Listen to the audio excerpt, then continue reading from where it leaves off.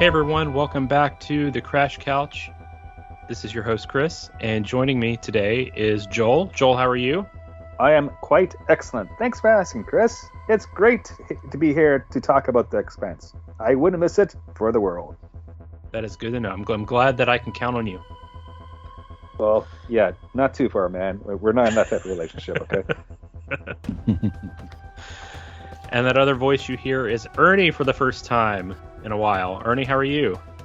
Good. It's good to be back on the show and talk about the Expanse again with you guys. Yeah, it has certainly been a while for all of us, I think. Well, not for me and Joel, since we just recorded a few weeks ago, but definitely for you. First time this season. What are you thinking of the season 6 so far? Definitely suspenseful. There are some moments that I'm absolutely loving, and still, I think the thing that made me fall in love with the Expanse is the warfare. Not necessarily that I'm an action guy, because I think the politics above all on the Expanse is probably the best thing ever. But I do love that the warfare is almost like submarine warfare. I like that it seems claustrophobic. You know, one wrong move and you're space dust. So I think it's definitely up the ante. I do have some concerns. I feel like it is moving at a quick pace, and knowing that this is the last season, I'm just hoping for not the ending that we got with Game of Thrones, that it felt rushed. So that's probably the only concern. But other than that, I'm very excited and happy with what I'm seeing. Good to know. Good to know. Anything from the first 2 episodes that you want to bring up? Something you liked, something you didn't like, or just what you're just because you weren't here last time. So yeah. So I think maybe well, it's continuing in the story at least, and you guys may disagree, but who knows? I don't like what's going on. I'm blanking out on the planet right now. Was it called Saronia or Laconia. Yes, thank you. Named after the ancient Greek county of Sparta back in the ancient Greek world. Go ahead. Laconia. Yeah. So, and thank you for the history lesson, by the way. Hey, I love talking about history. You know that. I love history. So, shut up now. So, in a way, I'm maybe because I haven't read the books, not as attached to what's going on that planet. It is kind of creepy to see what's going on with, basically the life forms that are on there. But I feel like, in a sense, it is reminding me of the Justice League, the original theatrical version that came out, and the weird Russian family that was just implanted there. So I don't find myself attached to them. The one thing I'm absolutely loving is how tired, battered, and beaten the Rocinante crew is. With Naomi having the PTSD moment when they had to jump ship, and just even Holden, like, lack of sleep. Peaches trying to find her way onto the crew and finally being called crew. Amos and kind of questioning why they're fighting the war. I'm loving how battered and beaten they are, and I feel like it's always the Expanse moments that I love is when they humanize, the characters, and we grow more attached to them. So I think that's probably my favorite moment right now, or moments, just the humanizing and how tired they are. Well, it's great that you brought that up, actually, because it's kind of what I wanted to really focus in on for this episode of the show, because as you can tell by the title of this episode, we're kind of going a little bit of fast pace through here. Episodes 3, 4, and 5. We didn't get a chance to do something last week when we just had 3 and 4. So I'm kind of wrapping it all together. So we're not falling too far behind the actual airing point of the season. But I was reading before we got on tonight. I was reading I want to see what other people were reacting to the season, how they were feeling. So I went to denofgeek.com and was looking at the kind of the episode recaps, reviews, whatever you want to call it, articles for each episode so far of the season. And it kind of like resonated with me a lot, those articles, because it agrees with how I'm kind of viewing the season 2, is that, and we mentioned this a little bit on the previous episode, was that it's a lot of character drama, but it doesn't feel like a lot is going on like the plot is technically moving through, whereas before a lot of the plot that was moving was like event based and revolved around action, whereas this season is moving the plot along, but it's moving it along through character relationships and character building, rather than like, hey, so and so, like some event happened, so that's how we have to progress the story.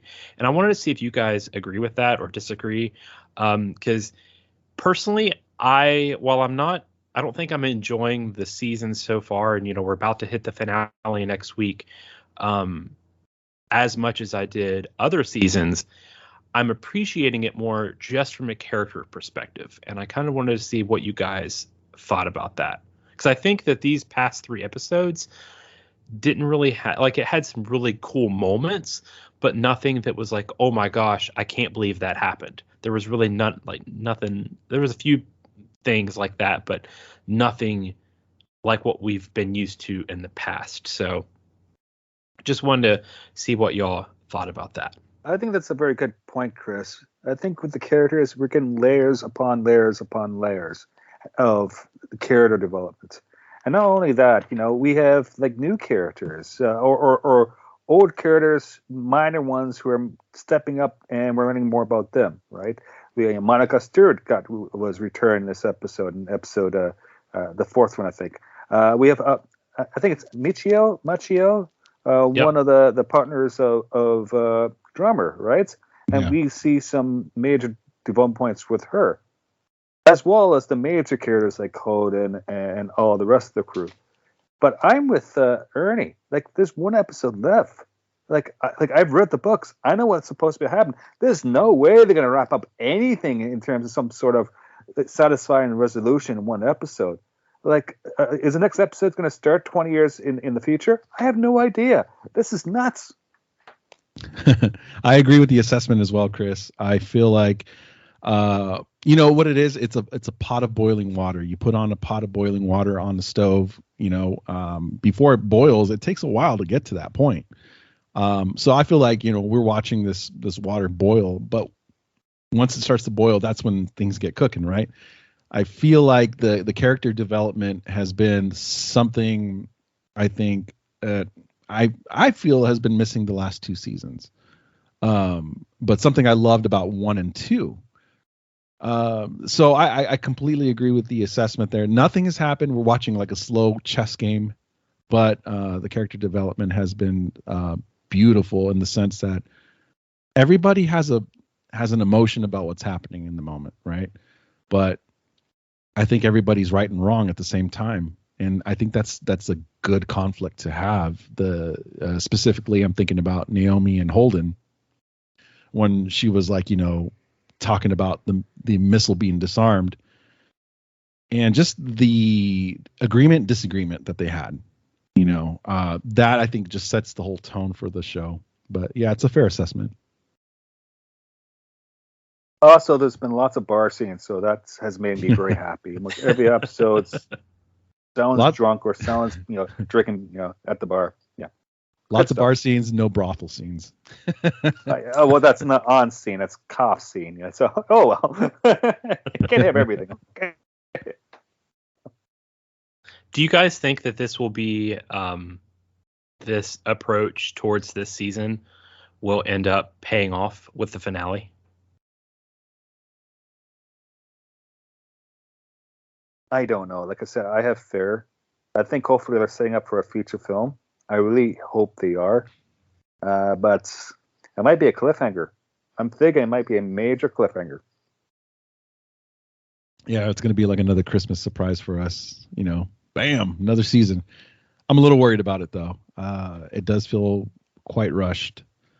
I haven't read the books, and already I know there's so much going on. There's so many pieces happening that I just don't know if they're going to cover it all. So, it's a bit worrisome. I'm not sure I'm going to be satisfied with the ending, but I could be wrong, and I will eat my words if I am. So there's that. Yeah. Ian, who is unfortunately not able to join us this season, due to just a lot of stuff going on in his life that just doesn't leave him to be available for it. He tweeted a few days ago. He said, "How is there only one more episode left of The Expanse? We're seeing all of this side story on Laconian, glimpses of the Laconian ship, not to mention the issue with the ships disappearing, which we saw at the end of last season. It's driving me nuts." And he said, hopefully one day the show's story is completed. And, I'm not a book reader either yet, although this really makes me want to. And I know that there's a time jump at the end of book 6 going into the last 3. And so this is where, we have this natural stopping point. But we're getting these little bits and pieces of things that I'm assuming sort of set up what happens in those last 3 books. And I wonder, is this the show creators just wanting to tease that and maybe have some sort of like movie or miniseries or something that will tell the rest of that we just don't know about, that is being held close to everyone's chest that's involved on the production team. I don't think we're going to get another proper season 7 of The Expanse as we know it. But is this setting up for something, or is it literally just, hey, if you want to know the rest of the story, here's, a little tease of it, go read the books? It feels like a Firefly situation, right? Where people were so behind the show that they demanded a movie. It does feel like we'd get some sort of Amazon Prime movie from this. Yeah, or Star Trek the motion picture. Yeah. Really dating myself. But love the haircut of the one woman in that, by the way. But saying that, I think, yeah, they definitely need more time, more way to actually tell the story, because there's no way, in my humble opinion, they will wrap up this in one episode. There's too many loose plot threads, this character development stuff, and it's The Expanse. I was rewatching the episodes today, and I must admit, you said earlier, Ernie, your favorite thing about Expanse was a bunch of things which I can't recall right now. But my favorite thing, believe it or not, is the theme music when the intro comes on. I love that. Yeah, how they changed the intro in terms of the imagery based on what season. And to me, as soon as that comes on with the singing in Norwegian, right, in a very primal medieval approach to things, almost, it's like it's the spirit, it's our heart of humanity going out to the great expanse. That gets me every single time. Yeah, and I was hoping you would have said before we hit record. Of course, I was singing the theme song to the guys just to test my microphone. But it looks like we're all in agreement. The writers are sneaky, and we'll be having another season of the Crash Couch. Stay tuned. Oh God. Yeah, that could be it. Yes. Yeah. Don't lock me into any commitments, Ernie. It's on the internet. It's already locked in, man. I was reading something. I didn't read it actually, but because I didn't want to spoil myself potentially. But I was going through Twitter and I saw somebody had posted an article. I guess they've seen screeners or something of the finale, because I think this was like before either season or before episode 4 or episode 5 came out, one of those. And they said that The Expanse ends in one of the best, like, I don't know if they were talking about the finale episode or just the whole final season as a whole, but they said The Expanse ends in one of the best ways, or like the finale as a whole is some of the best like final bits of TV that they've seen. Do you think the last episodes are longer too? It could be. I'm hoping that we get at least something that's an hour. Right now, I think the maximum we've gotten maybe is like 50 minutes, but I'm hoping that we get something that's an hour or maybe an hour plus, or maybe like a mini film almost. That would be good. Because otherwise, I think it might be a bit of a, I don't want to say a letdown, but maybe, I don't know. I don't want to be let down. I was not a Game of Thrones fan. I've not seen anything beyond like the first episode of that show And that was how many years ago now, and it's still talked about as that's how you butcher a final season. Chris, please don't bring that up, man. I'm still suffering from PTSD. I'm still going through some really negative stuff in my life. But yeah, that's how the industry and money decisions affect art. And no, if you have a great story, like The Expanse is a great story, it needs room to tell the story properly. Mm-hmm. And this is why I don't think The Expanse is dead. I think there's something around, over the horizon, so to speak. I hope it's just not, books. I think the series, the saga is probably done. But, there's comic books, maybe video games, role-playing, which, of course, The Expanse started as a role-playing game way back in the day as an idea. There has to be something like that, because this series is so good on so many different levels. The politics, I agree with Ernie. It's great. Love this stuff. The characters, the science, the what-ifs, like all this stuff, and playing it out, and taking risks too. Taking risks in, say, using the Balto language and developing a language for the TV show, or how they portray multiple couples in relationships, right? All that stuff.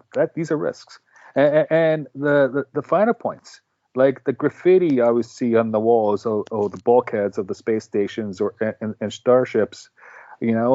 That's just, to me, it speaks to our present day. Or the tattoos you see, or the number of bars. Wait, I talked about bars already, right? So yeah, that's what I like about the book. Yeah, I mean, I agree, Joel. This has been one hell of a ride. I think no matter what happens with the season finale, I think everything that's happened so far has been so satisfactory to me. I went from not knowing anything about the show to Chris convincing me to watch it, and lo and behold, like 5 episodes into the first season, I was like, I'm hooked. There's been beautiful moments, really big moments, and even small moments that I wanted to point out as well. I love the moment where Naomi's trying to figure out what Holden's kind of given to her to distract her, right? And her coffee cup is floating in the air, and the gravity comes off, and she reaches her hand out and catches it. Those little small moments, they're not big, but they're so cool, down to the first or second episode. I think one of the crew members, I'm blanking, dude, there's so many characters to remember. Forgive me, I'm forgetting. But one of the crew members that got his head blown off, and then the hole in the hole and all the blood that was coming out, like stuff like that is just, it's hard to forget. Because the show itself, on top of having very good science, it's just visually stunning, despite what Joel says about the CGI. And I snuck it in. Oh, no. Like I said last episode, the CGI in the later seasons are kick butt. It's great, especially like this season. The amount of CGI, or at least attention to detail, of all the different TV screens and monitoring, like look at the details. Wow. Yeah. I mean, just the characters that have been created in this show are just unforgettable. Like Bobby being the badass that she is, I can go down the line, but this show has been one hell of a ride, from being canceled to panicking, having it picked up by Amazon, and being a fan of that, and riding the waves with that. And yeah, even the controversies, unfortunately. Mm-hmm. Yeah. One thing that I've really liked from these 3 episodes is to see really the development of Marco and Philip and their relationship. Before last season, we were seeing a lot of Marco and Philip together, plus Naomi being in their presence. And we got to see what they were like. We kind of got to see Philip through the eyes of Marco. But now that there's kind of this separation that's built up between them, to the point of, we thought that maybe Philip was going to maybe revolt against his dad and try to stop him from what he's doing now. But that was even in the scene, I forget, I think it was episode 3, where they had that battle between the Rocinante and Marco, his the Pella. Yeah. and they like Bobby like fired that missile. And I actually thought there for a minute that the missile was going to like hit them or like go and maybe kill one of them. But at the last moment, Holden, being the nice guy that he is, disabled the missile. So it wasn't going to blow them up, and they thought it was a dud. Which that's a whole nother conversation in of itself. But to see that moment happen, and then I thought that Philip was really just going to like take that and go away from his dad. But now it almost seems like they're going to be brought back together. And Marco's really been, I've not enjoyed his character as much this season as I did last time. I feel like he's trying to I feel like he's gotten too ahead of himself and is really just like tripping over all of the decisions that he's making. And it's really set up for Philip to come in and take over that, or like push him to the side and like takes like center stage. I don't know if that's going to happen or not with just one episode left. But that's kind of how I see it. And I've really liked to see that sort of dynamic, because it's almost like you're getting whiplash, because at first you had Marco and Philip, which is kind of at the bottom. And then we had Naomi brought in, and then that kind of brought Philip up and raised Marco. And then we had the events of at the end of season 5 really put Marco at the top, and then Philip has kind of fallen behind a little bit, but now he's back up there, and now Marco's going down a little bit. So it's a big, like, the tension is just, it's there, and I love it. Philip's development has been very, very interesting, and I kind of put myself a little bit in his shoes, not necessarily the revolution or anything, but I mean, listen, at his age, what age he's supposed to be in the show, he goes from like wanting to sleep with all the women. That's like, unfortunately, that's just how puberty works for men. They just want to sleep with a lot of women. That was believable, but then also having this personal conflict of this pull to want to please his dad, but also what the hell happened with his mom, like, confuses him. And even Marco exposing him, that was totally planned, by the way, where Marco kind of angled the camera so Philip could move his head and Holden and Naomi could see him. That was all Marco for sure. I bet my money on that. But his development is believable, because he's a young kid who is having trouble making a decision. His indecision is making it believable because of his age. Yeah, I just wanted to go and hit him in the face a couple of times, because, what you guys said about Philip is absolutely right. He's struggling. We can see some character development, but I don't think he's in a place yet to take over leadership responsibilities. I wouldn't trust him to do anything in terms of a leadership role, right? I wouldn't trust this guy to clean out the heads on board the ships right now, because he's emotionally all over the place. Right, and that's not a good place to be. And the reason he can get away with it is because of who his father is. I think Marco is the talented one. Philip still has to prove himself. Yeah, the scene with Marco and Philip, when he released Philip from the little prison and he said he would take care of it, that little conversation they had was very, very telling, in the sense that Marco like kind of put him in his place by saying, when I was your age, we did the same thing. We drank a lot. We slept with a lot of women, but we were always back in line. And he was trying to tell his son that that's all we had. And now Philip has his dad to rely on, and he's not seeing the consequences of his decisions, even though he's on the wrong side. Obviously, we don't want Marcos to succeed. But watching that perspective of a father trying to teach his son that, like, we're all we have, and you're kind of wasting that, was a very, very interesting perspective. And that conversation was very telling, because Marco is now who we are now that we're older, but also Philip is who we were as a younger kid. We had trouble making these decisions. We didn't know what to do with power when we were in our own lives trying to figure out high school, So it's kind of cool to relate to it, even though we want Marcos to go down.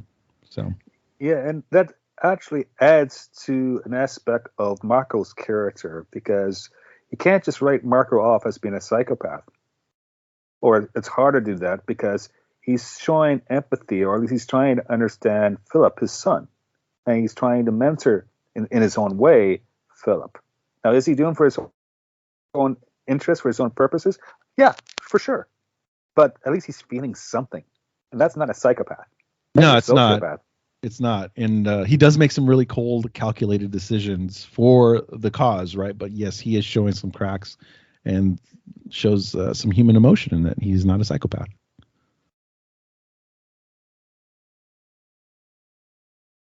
Since we're on the subject, and I had already mentioned it earlier, of Holden disarming the missile, do you think that will come back to haunt him in this final episode? Yes, thousands would die, if not millions, because a person made a very difficult choice because he didn't want to play God. And there was a personal consequence to that because his lover, son, would be killed if he would have chose the other direction. Yet, because of that decision, people will die. And that's an awful place to be for anyone. Holden's decisions are... listen, we're all behind Holden. I think if we were on his crew, we would be behind him 100%. That decision is super questionable, but seeing it from his perspective, he's the one that's laying next to Naomi, and Naomi is seeing his face every morning. He's the first thing that she sees, and so his reasoning in that sense, yes, but the weight of that decision is just so heavy that, man, I can't wait to see what that decision does, but there's a scene even with Bobby and Amos that line was thrown around that war is not a good place for good men. And I think that's going to reverberate in the final episode. Very true. All right. Very true. Do you think that Naomi, I don't think correct me if I'm wrong, but she wasn't told that Holden disarmed the missile. Other people like Amos knows and Peaches know. No, nobody else. He told her. He did. Okay. He confessed. I can remember. I'm just like, do you think that deep down Naomi appreciates that decision?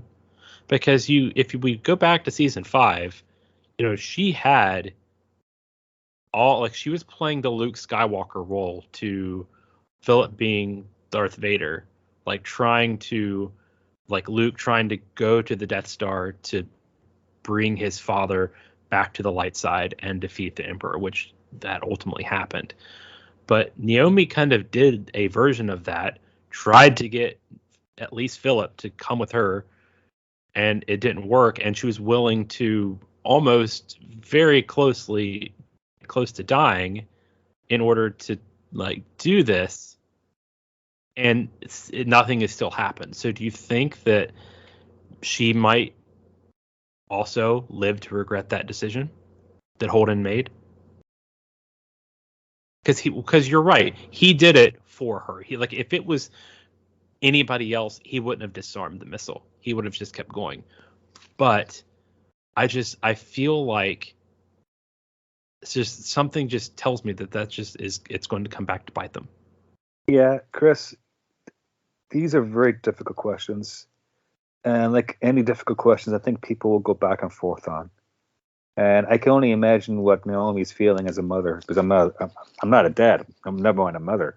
And just to know the consequences of these decisions, what the stakes are.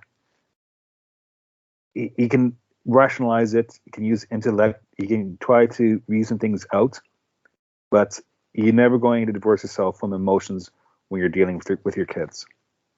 And that's hard. I think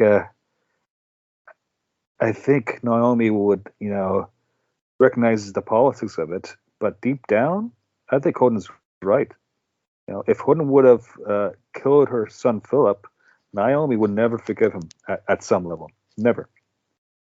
That's just evolution at play, I think. Yeah, I think these are everyday decisions, even, as a metaphor for us, our own lives. And these decisions, these hard decisions that we have to make as the father here in the group, I have a 5-year-old son. In the moment right now, he's 5 years old. Now, granted, I don't think my son will ever be a bad person. I'm doing my best to raise him as best I can. That doesn't mean that an outside influence can't steer him the wrong way. I'm just going to try to be a part of his life and hopefully teach him to make the right decisions. Now, if we fast forward and, knock on wood, it doesn't happen, like he starts making some bad decisions, I think I'm still going to love my kid. You know what I mean? Because I'm going to think about the moment I'm in now. He's 5 years old. But yes, Naomi's, she doesn't see that moment that Holden is talking about, that she will always see him if he were to not disarm that missile as the person who took her son away. Even though she said to him that it was hopeless, she tried. There's still going to be that thing in the back of her head. And I think that's the character development we've been talking about, that the season has really brought. And hard decisions are hard to make, and they always say that the best decision to make is one that you make, and the hardest decision to make is, I'm sorry, I'm totally blundering that one, but no, it's a good quote. The hardest decision to make is to make a decision, right? Yes, and yeah, it's a terrible thing to not make a decision, like nothing happens or something bad happens. So I guess it's a metaphor for our own lives, making these tough decisions, because life can be hard. And so I'm really appreciating what's happening. They're tough conversations. What we need to do is we need to put Philip and Holden at the bar, lock the door, open up the liquor cabinet, and give them 24 hours to sort their shit out, their stuff out. What do you guys think? Give us your best whiskey. Yeah, I don't know. I'm really interested to see, because like I said, like we said this whole time, this season is just about character development. And if we can really have that pay off in this final episode, and whatever may or may not come after that, then I think it'll be more impactful than if we just had to sit and watch a whole bunch of action and fighting and events happen like we have in some of the other seasons before. Well, one of the things to think about too about Holden's decision is the fact that they found the quote unquote dud bomb, right? Now they're going to use it. So what is that bomb going to be used? And is that decision going to come and haunt Holden? And I have to believe it is, or else they wouldn't have made a big deal about finding that missile, unfortunately, that warhead. Yeah. Joel, since you've read the books, I've got a question for you. Obviously, you kind of know from the book's perspective what's supposed to happen going forward, and we're sitting here talking about things that are being set up that probably aren't going to be acted upon, at least in this current incarnation of the Expanse. Do you think that they will make any big changes from what happens in the books to putting it as like wrapping some stuff up in the TV show? The universe is so big. It's a wide open expanse. And I'm sure they will make certain changes to the TV show versus the books. But no, the scale is too large. What they're trying to do, either they will really streamline it and dumb it down, and it would not work whatsoever, be superficial, or they're going to spend some quality time on it. And to do that, well, we're going to lose characters because it takes place over a number of years. To me, it's the big picture stuff that I find fascinating. Basically, the politics of it, right? Not just at a tactical and strategic level of, who has power, but rather, what's the future of humanity? So philosophy plays a role in that, right? And it's just not humanity. We still have this proto molecule around, and we got things happening with the gate. That's the larger mystery, and yeah, they still have to answer that. And quite frankly, the book 9 just came out maybe a month or two ago, and I finished reading it last week, and it's a doozy. It's a great way to end the Expanse novels as a series. My mind is just spinning because there's so many possibilities right now. What about you, Chris? Do you answer your own question? Obviously, you didn't read the book, but do you think the writers will change for the sake of story, or do you think they will at least dumb it down but still kind of stay true to the book? It. I personally, I think that there is something else with the Expanse that's happening post the TV series, such as a movie or something along those lines. I don't think that they will just say, "Oh, go read the books," strictly because the books are different. Than or some events of the books are different than what we've seen up to this point. So, like, I don't know if you can say, "Oh, like you can't set like build up this great TV show for 6 seasons." And then say, okay, there's 3 more books that come after that, but you gotta go read those if you want to know what happens when you've already changed some things and like characters have died or characters have been replaced that in the TV show that did not happen in the books or vice versa. So like you gotta like I don't think that they'll do that. The authors have already said that the production company owns the rights to do whatever they want. So if they want to make a movie or like a mini series, a spin-off sort of to tell this other thing, then go for it.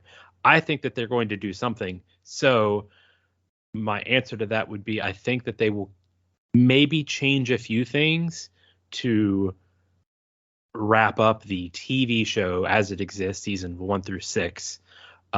Maybe not like massive changes, but just wrap up some of the loose ends that may have been like would normally be further explored. That way, if they go in and do something moving forward with the last 3 books, then they don't have to worry about those loose ends. They can go focus on like the bigger points of each of those 3 novels. That way they can like they don't have to worry about, oh, well, we have this one little thing from the TV show that we have to sort out. Like, no, just sort all of that out now.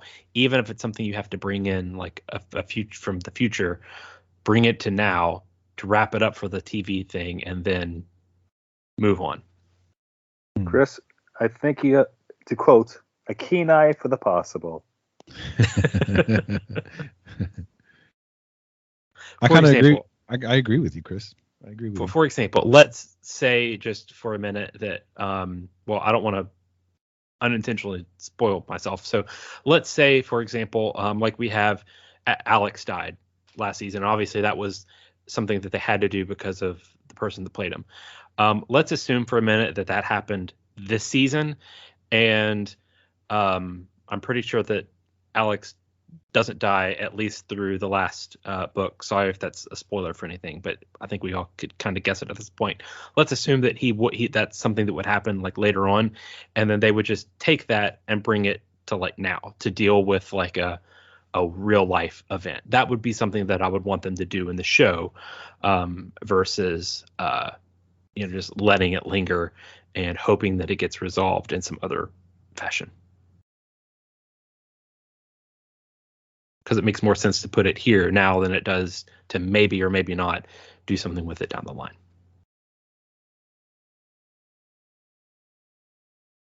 Yeah, I can see that. Definitely.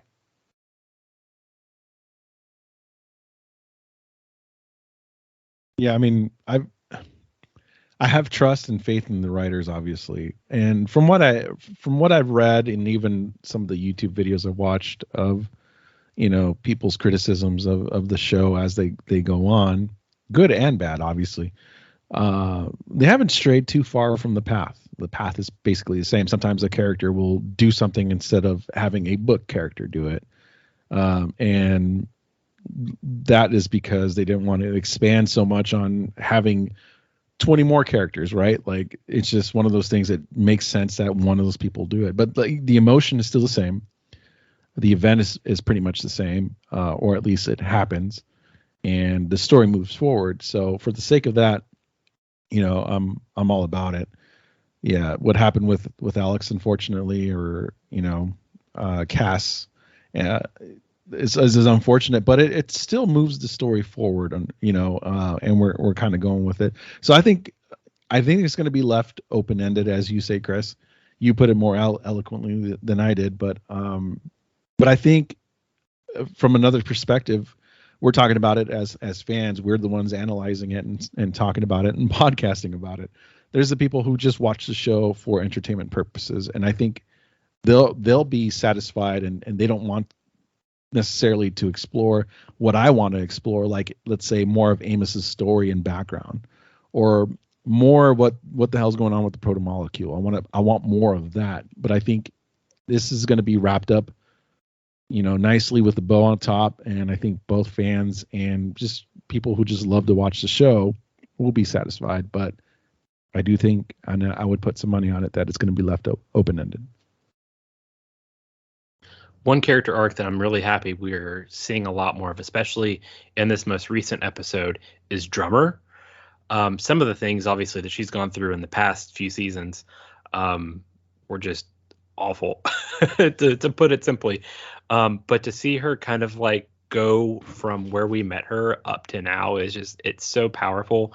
And then that scene that we had when her and Naomi interacted was just like heartbreaking, because like she's had so much of this stuff happen, and then we had that ordeal with some of her the people that were on her ship. They go and one of them tries to save her and gets something like a one of those storage crates falls on his arm, and have to amputate that. And then now it looks like he's not going to be able to regrow that. It's going to have to be a prosthetic, and then that's a whole ordeal. And then she finds out that those two aren't going to be joining her anymore. So she has to deal with that. And then she goes up to the security checkpoint when she's about to talk to Avasarala, and they just let her on through because she's Naomi. Like, who? What? Naomi. She went to go see Naomi. Or Naomi ambushed her. Yeah, that's right. Naomi. Yep. And she goes and gets up to the security and can go through because she has special clearance or whatever. And some of her own kind like start to turn on her. And like, how does, so much of this is about factions and about the type of people in class, and it's one whole story. And then you have this moment of like, this is what you've been building up to. You're trying to say, hey, I am still you. I'm still one of you. We're all on the same side. But then you just have like this one little moment of literally just going through security that makes you look at things in a different way.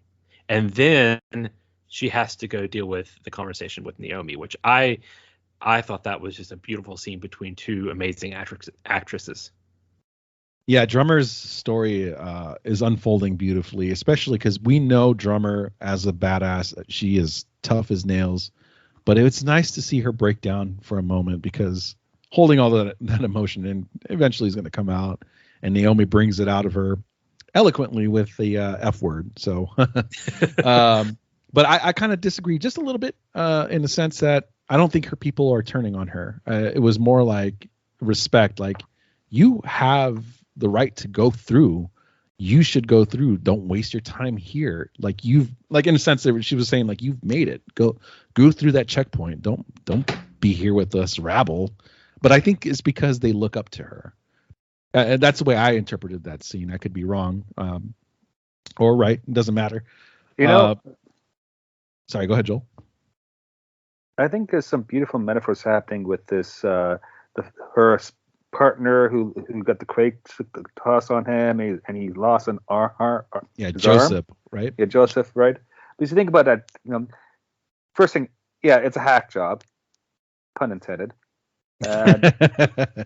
Drummer had to keep an arm's length from it, pun intended. But of course, when they try to regrow the arm, there's problems, right? So ultimately, what will have to happen again is that he will have to lose his arm. Sometimes you just have to hack off bad things. So I think that metaphor plays into the Belter's mentality, right? Even these different fractions within the Belter, on Sarah Station, right? At the security checkpoint, you have the system administrator, giving Drummer grief. Nico, right? Oh, was it Nico? Yeah, Nico. Jorin. Yeah, played by Joanne Venicola. I think I got the names right. Please forgive me. But yeah, there's a bunch of backtalk happening. But sometimes you just have to let bad people go away and deal with the people you have, right? To have progress. So it's an interesting use of the limb metaphor. Very interesting. It adds to the body of the work, right? Oh, never mind. One too many puns there, Joel. You got the finger on something there. No, okay. I think the important thing too, just even from Drummer and Naomi's perspective in that conversation, is that they both want what's best for the belt. And I like that they both don't know what that is, but I think they want to grow something out of it. And seeing that perspective from a hardened person is very, very, just very nice to see on screen, you know. And Kara G, probably one of my favorites on the show, next to Frankie Adams. She, I think, just plays an excellent character. Yeah, she actually got some spotlight. I don't know what exactly, I didn't look into it further, but one of the Expanse accounts was retweeted a article or something about her. She got like a performer of the week or something along those lines. And I'm still, by the way, on that kick. I believe her eyeshadow is a tattoo. Have you all been watching the X-ray features, like the little bonus, like 4 to 5 minute, I guess, scenes or set of scenes that come with each episode? I have not, man. I've been so busy. I'm going to try to revisit it, but I'm sure they're very insightful and in so many different ways. Yeah, it's called One Ship, and it you have to, if you want to do a rewatch of the season, including those, like I said, they're only like 4 to 5 minutes, but they really, each one kind of focuses on one of the characters, or in some cases, one or two cases, like 2 or 3 characters. And I didn't start watching them until like last week for episode 4, but it kind of tells like a little short snippet of what's going on, like alongside the episode or in between, like in between 2 of the episodes. So I definitely recommend that you guys watch them, as well as anybody that's listening to this, because it's, nothing super major is going on, but it is interesting, and it definitely adds to the season, because it's pretty much like, I think this past one was the last one that did it. I don't think they're going to release one for next week. So it's essentially like, 25 minutes of extra material in the season that's hiding in the X-ray section. So definitely go check those out when you can. I haven't watched them myself. That's because I burned through all 5 episodes that we're talking about today. Unfortunately, life is starting to life has slowed down for me, that I was able to watch them. But before that, man, life was, and it was work and the holidays. So it is nice to catch up. But I will say, it's kind of like, what you're describing, Chris, when you go to the restaurant and they ask if you want fresh pepper on your salad. So.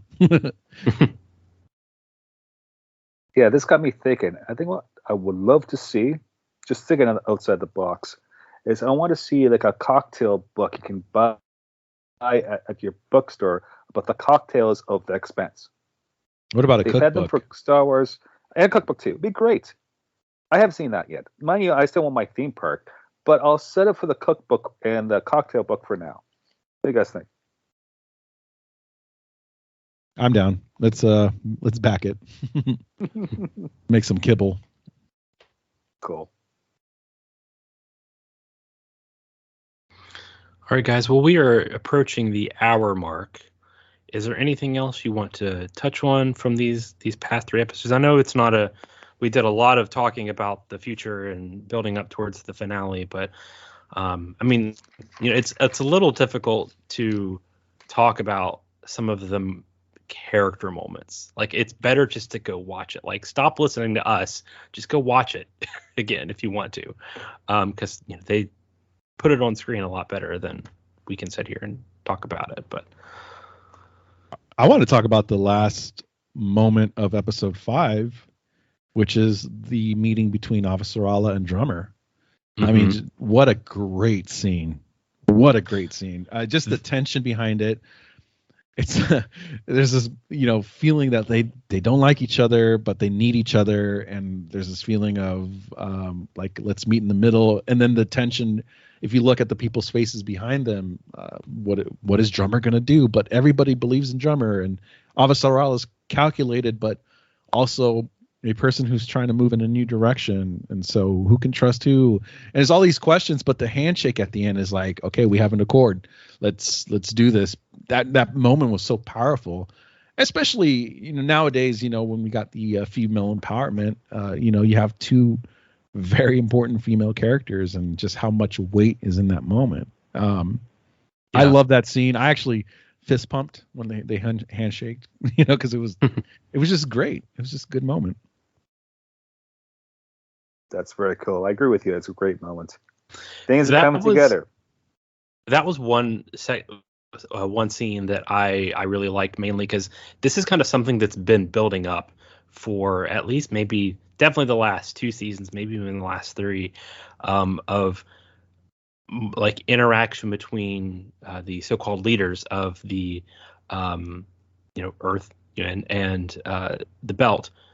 And just to kind of finally see it, and to see them have this handshake at the end, even they don't want to, but they kind of just like have to for the betterment of everyone involved, and for the betterment of the respective people.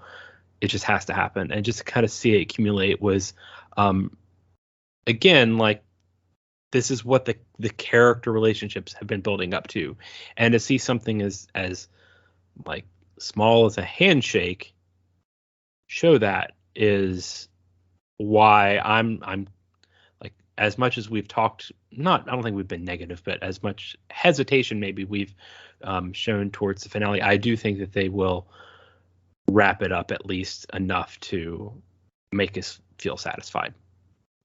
And I think this scene showed that. Like, if you can make me feel satisfied with just a handshake, then who knows what else you can do with something even greater than that. I like that the dialogue has some weight to it too, and I'm talking about even the scene with Amos and Bobby again, when they're at the bar just trying to piss their emotions away, by making themselves numb with alcohol. Ain't that right, Joel? No, just kidding. But basically, there's also a line that Bobby says that this war could be fought for another 100 years and more bodies on top of that. Avasarala and Drummer shaking hands is for the betterment of both of their peoples. And I just like that, the weight of that moment. So I like that the dialogue beforehand plays a part to what's happening. And then it's a good way to have inner dialogue, the thoughts that are in our heads, but like, you can't put that on screen. Have somebody else say it and then see it happen through other characters is just really cool how the writers kind of fit that in. Mm-hmm. By the way, just a side note, I was looking up just now if I could find out how long the finale is going to be, if that was released, and I did see one place say that it was going to be 65 minutes. So I don't know if if that includes like credits and stuff at the end, or if it'll just be 65 like actual on screen stuff. But so it does look like we'll have an extended episode, which is nice to know, assuming that source is correct. And I hope like 64 minutes happens in the bar.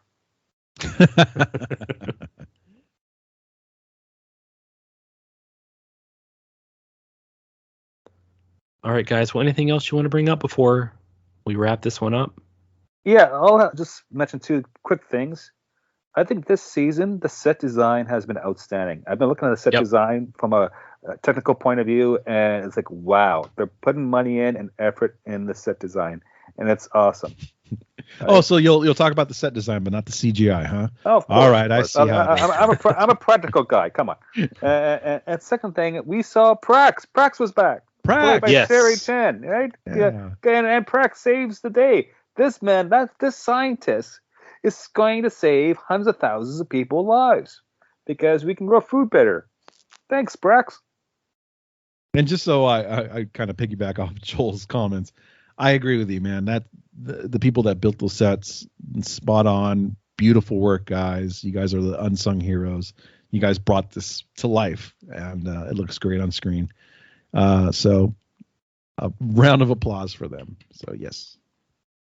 I actually think that this season is probably, well, I think it's probably from a dialogue perspective one of the most well written of all the seasons. Not to say the other ones have been bad. This one has just been a little bit more impactful when it comes to, it's beating dead horse at this point, the character moments. But yeah, you're right. The set design does look good. Visually though, I don't know if this has always been there. I'll have to do a full series rewatch just to see.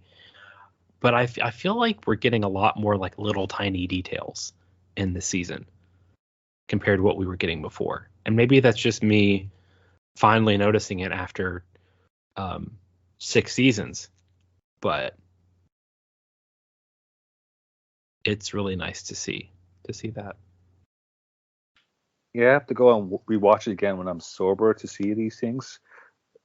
But the details, yeah. Actually, I agree with you. I think there's a lot more little fine points, and it's quite noticeable in season 6. Well, they did say, I was watching a YouTube video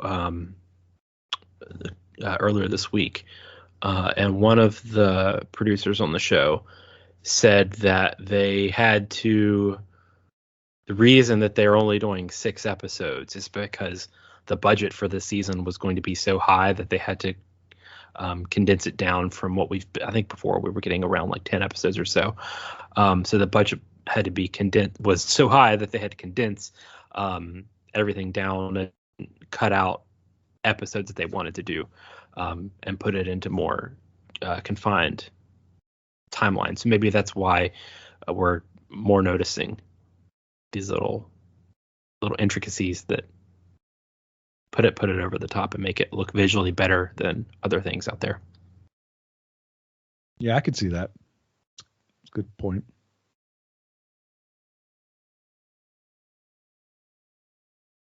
Yeah, anything else before we wrap up?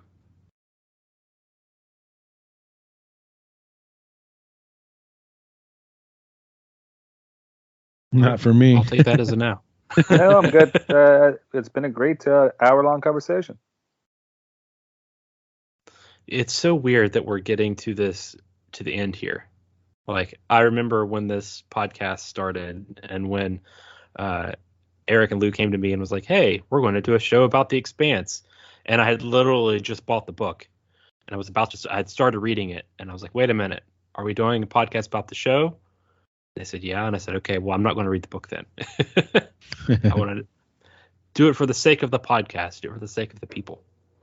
But it's weird Chris, that was, yeah, go ahead. Chris, I got to tell you something, man. It doesn't end. The universe is a very big place. The Expanse, yeah, there's no ending. It's just going to go on. It's going to expand. It's going to keep expanding. Is that what you're saying? I am. Mind blown. Boom. But yeah, to know that, this time, well, not even this time next week. We're recording this on January the 8th, but here in just a few days, we'll have the end of the show. Well, we're assuming it's the end of the show. And it just is crazy to think. Absolutely crazy. What a journey it's been. All right, everyone. Well, that'll do it for this episode of The Crash Couch. Sorry if it was a little rambly, not as talking about many details in the episodes as usual, but I did, since we're getting to this final episode, I did want to make sure that we spent a good chunk of time kind of recapping how our feelings on everything, talking about our impressions and what we want from the finale. So hopefully that was entertaining for you all. If you want to talk to us online, you can do so at Crash Couch. I don't really do a lot of tweeting on there right now anymore, just because it's super busy, and Twitter is just a weird space anyways. I don't even think Ernie has a Twitter anymore. But you can follow us there for any updates on the show and whatnot. Obviously, this will get posted probably in the next day or so. So definitely make sure that you're following there. You can follow me on Twitter at The Curse of Chris. Again, I don't do as much tweeting anymore, but I do check it multiple times a day, just because there are people on there still that I like to get opinions from. Joel, where can people find you if they want to chat? Yeah, my personal address on Twitter is my first name, JOEL_Welch, WELCH. I also have my own podcast called the SciFi Pubcast, which I do with some other folks in the community. We're kind of on a hiatus because I'm doing a PhD right now in law, but we did release an episode maybe a week and a half, 2 weeks ago. So it's up and down. Check it out, the SciFi Pubcast. And Joel, I hope that you're going to eventually do an episode on the last Expanse book. Oh, I'm sure Derek will make me do that. Yeah, so in other words, the episode will be restricted to people who wants to learn and talk about book 9 of a series. Yeah, thank God I do podcasting for fun. Okay, it's good stuff. Ernie, are you online anywhere in the world today? Or are you pretty much just like, hey, I'm done? My telephone number, no, just kidding. You can find me on Instagram, actually, at your buddy Ernie, and that's correct. I don't have a Twitter anymore. I do feel like Twitter's a weird space, but hey, if you want to see me smoke a cigar every once in a while and golf, sure, why not? Follow me on Instagram at your buddy Ernie. I did see your golf post today, and I was super jealous, obviously, because I'm here in Tennessee. You're not in Tennessee, so you're in a much better climate than me. So you can actually golf in the middle of January. Yeah, it was a brisk 56 yesterday. So. Also, I wanted to shout out Ian. Ian is unfortunately not able to, like I said earlier in the episode, not able to join us for just personal reasons. He can't do it this season. So we miss him. We value his input. Maybe I can convince him to come on for some final recap once the season is done. But if not, go follow him at Bearded, ASMR, BEARDED, ASMR. Hopefully, like I said, I can get him on. But if not, he is still tweeting. Go talk to him about the Expanse, because I'm sure he will love that. Also want to give a shout out to Laura. Hopefully trying to get her on for an episode this season, but she is also having some scheduling conflicts plus equipment issues.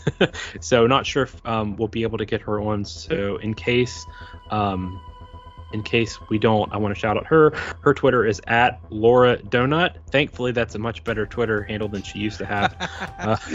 That is LAURADONUT, and she does a lot of tweeting about the Expanse and Drummer and all of that good stuff. So she will happily talk to you about the Expanse. I don't know about Ian, but Laura will definitely do it. So go follow her. Yeah, we'll be back probably in a week or so, maybe a week and a half, depending on scheduling, to talk about the finale of season 6 and perhaps the finale of the Expanse as a whole. So until then, we will see you next time. Take care, everyone. Bye now.